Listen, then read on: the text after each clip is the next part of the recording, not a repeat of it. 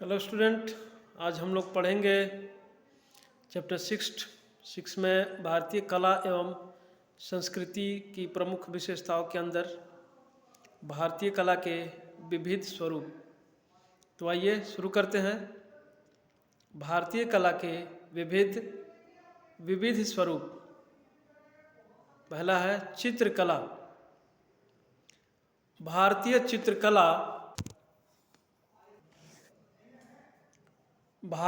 चित्रकला का इतिहास शिला चित्रों से प्रारंभ होकर कंप्यूटर चित्रों पर आकर टिकता है। मोहनजोदड़ो, हड़प्पा, चनहुदड़ो तथा लोथल आदि के उत्खनन से प्राप्त वस्तुओं पर अंकित चित्रों से विदित होता है कि भारतीय चित्रकला कितनी प्राचीन है। इसके अतिरिक्त जोगीमारा गुफा, अजंता, बाघ गुफा, बादामी गुफा, सीतनवासला, एलोरा, सिंगिरिया गुफा तथा एलिफेंटा गुफा आदि के चित्रों के अध्ययन से भारतीय चित्रकला की विविधता का बोध होता है। भारतीय चित्रकला की क्षेत्रीय शैलियाँ: गुजराती शैली, अपभ्रंश शैली, जैन शैली, पटना कलम शैली, राजस्थानी शैली एवं उसके अंतर्गत विभिन्न राजस्थानी राज्यों की चित्रकला शैलियाँ, मुगल शैली तथा पहाड़ी शैली में जहाँ भारतीय चित्रकला के इतिहास को समुन्नत किया है, वहाँ लोक चित्रकला के योगदान को कम नहीं आंका जा सकता। भारतीय चित्रकारों ने अपनी कला को अपनी मातृभूमि के बाहर प्रदर्शित करके जो विश्वव्यापी ख्याति अर्जित की है, उसमें भारतीय चित्रकला विश्व चित्रकला के समक्ष स्थापित हुई है।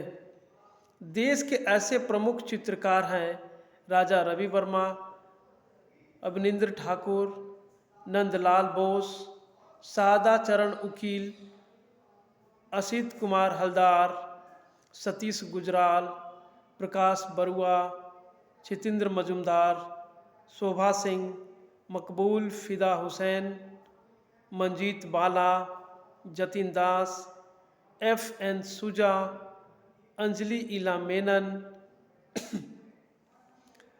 अर्पणा कौर, नलिनी मालिनी, रॉबिन राय तथा देवयानी कृष्ण आदि। चित्रकला के रूप: भारतीय चित्रकला के निम्न 4 रूप दृष्टिगोचर होते हैं। पहला है भित्ति चित्र। ऐसे चित्र विभिन्न भवनों की भित्तियों पर चित्रित हैं, यथा अजंता गुफा, बाघ गुफा, बादामी गुफा आदि के चित्र। दूसरा है चित्रपट। ये चित्र वस्त्र अथवा चरम वस्तु पर चित्रित हैं। तीसरा है चित्र फलक। यह चित्र पाषाण खंड, काष्ठ अथवा किसी धातु पर चित्रित हैं।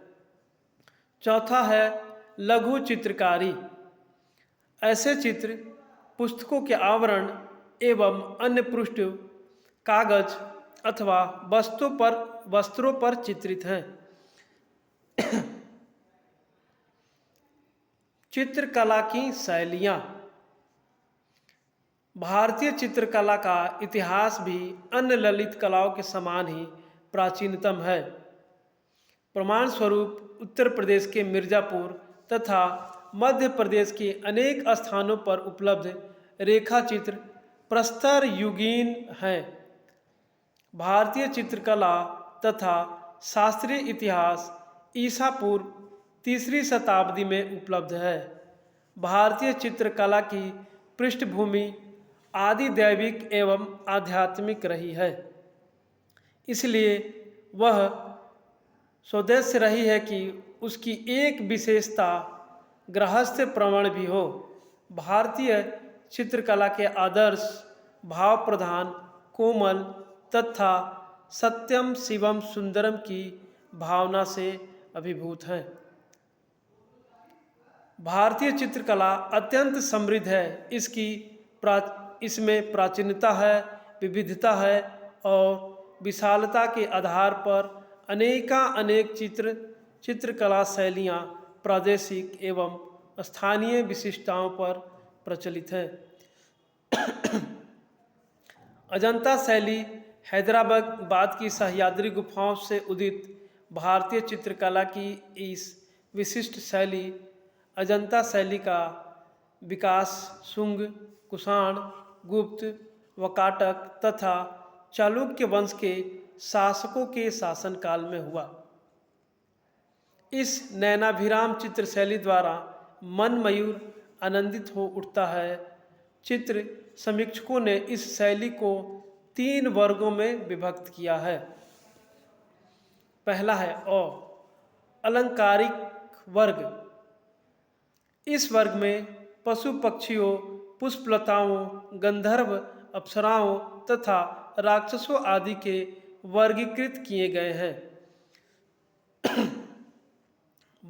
यानी कि बी, रूप भेदक वर्ग। इस वर्ग में राजा रानियां, लोकपाल तथा बोधिसत्व, बुद्ध आदि के चित्रों को सम्मिलित किया गया है। सी यानी कि वर्णात्मक वर्ग। इस वर्ग में जातक कथा विषयक चित्र आदि रखे गए हैं। अजंता शैली की विशेषताएं। पहला है भाव प्रवीणता। अजंता शैली की चित्रों में मानवीय, मानसिक एवं हार्दिक भावों यथा शक्ति, उल्लास, करुणा, भक्ति, विनय, व्याकुलता और स्थिरता आदि का जीवंत चित्रीकरण किया गया है। उसके बाद है संतुलन।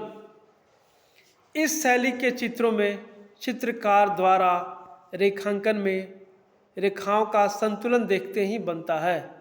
इससे जहाँ चित्रकार की कुशलता का आभास होता है, वहाँ चित्रों का आकर्षक भी प्रभावशाली है। तीसरा है रंग संयोजन। इस शैली के चित्रों में प्रयुक्त गेरू, रामरज, हरा, काजल, नीला तथा चूने की रंग की छटा अत्यंत आकर्षक है, जिसमें रंग संयोजन की सूझबूझ प्रशंसनीय है। नारी गरिमा। भारतीय नारी का जो आदर्श रूप भारत में आदिकाल से प्रचलित रहा है, उसकी गरिमा के अनुरूप इस शैली की चित्रों में नारी को एक आदर्श रूप में प्रस्तुत किया गया है। उसके बाद है स्वाभाविकता। इस शैली के चित्रों पर स्वाभाविक विषय वस्तु प्रभावी प्रतीत होती है, क्योंकि जहाँ बौद्धिक आध्यात्मिकता तथा शांतिपूर्ण जीवन शैली का परिचय मिलता है, वहाँ शांत एवं कोलाहल युक्त वातावरण भी चित्रित हुआ है।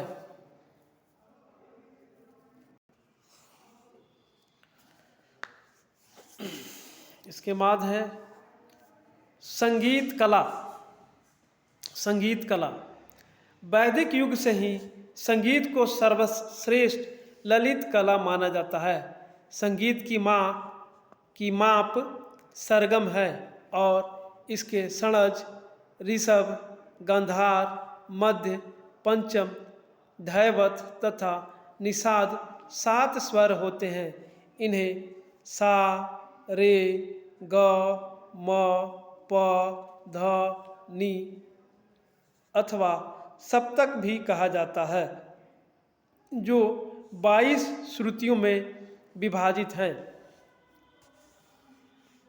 संगीत की उत्पत्ति के संबंध में अनेक मतांतर हैं। कुछ विद्वानों की मान्यता है कि भारतीय संगीत की उत्पत्ति वेदों से हुई है, क्योंकि प्रारंभ में ही गंधर्व वेद को संगीत का एक रूप माना जाता रहा है। वैदिक युग में संगीत अत्यंत पल्लवित पुष्पित हुआ।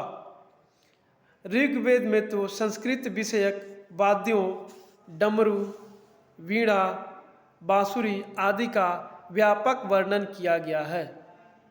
सामवेद तो पूर्णतः संगीत पर ही आधारित एक महान ग्रंथ है। इन विद्वानों की मान्यता है कि संगीत का प्रादुर्भाव ओम या ओमकार से हुआ है। कहा जाता है कि ब्रह्मा जी ने संगीत की उत्पत्ति की और उसे भगवान शंकर को समर्पित किया। भगवान शंकर ने संगीत कला को माँ सरस्वती को प्रदान किया, इसलिए इन्हें संगीत कला की अधिष्ठात्री देवी कहा जाता है। माँ सरस्वती ने इस संगीत कला को अपने मानस पुत्र नारद को प्रदान करते हुए उसे तीनों लोकों में प्रसारित करने का आदेश दिया। इसके पश्चात देवर्षि नारद ने संगीत कला का तीनों लोकों में व्यापक प्रचार प्रसार किया और इस प्रकार संगीत का पृथ्वी लोक में उद्भव हुआ। प्रख्यात संगीतकार पंडित दामोदर दास ने उक्त किंवदंती की आंशिकता पुष्टि करते हुए कहते हैं कि ब्रह्मा जी ने जिस संगीत को परिमार्जित किया उसे भरत मुनि ने भगवान शिव के समक्ष प्रस्तुत किया, जो असीम शक्ति का प्रदायक है और संगीत कहलाता है। भरत मुनि के नाट्य शास्त्र के अनुसार गायन, वादन तथा नृत्य के संयोग को ही संगीत कहा जाता है। संगीत को परिभाषित करना अत्यंत कठिन है, क्योंकि संगीत एक अनुभूति है। फिर भी संगीत मानवीय अभिव्यक्तियों की वह शांति प्रदायक उत्साहप्रद अभिव्यक्ति है जिससे भौतिक एवं आत्मिक आनंद की अनुभूति होती है, जिसे मात्र संगीत द्वारा ही व्यक्त किया जा सकता है।